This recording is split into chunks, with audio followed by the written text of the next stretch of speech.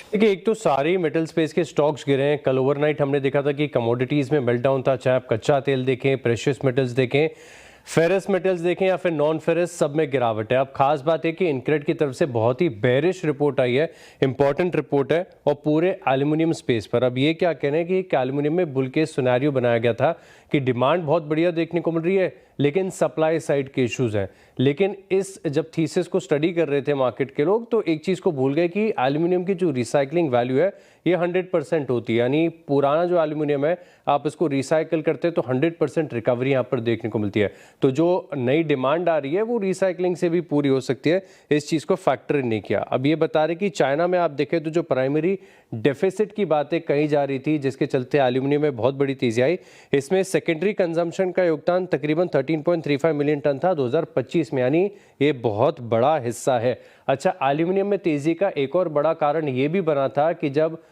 Iran ने हमला किया था बाकी के नज़दीकी देशों पर, तो दिक्कत की बात ये हो गई थी कि एल्यूमिनियम में बहुत बड़ा मूव यहाँ पर देखने को मिला था, खासतौर पर कतर पर। अब ऐसे में अगर आप देखें तो अब वेस्ट एशिया का तनाव तो बिल्कुल ख़त्म हो चुका है, तो धीरे धीरे प्राइसेस नीचे आएंगे और ये भी मान रहे हैं कि तकरीबन $800 प्रति टन का फॉल यहाँ पर आपको देखने को मिल सकता है।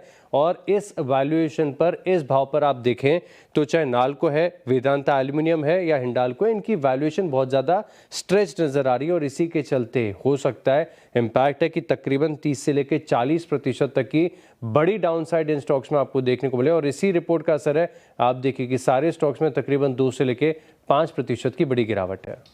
ओके।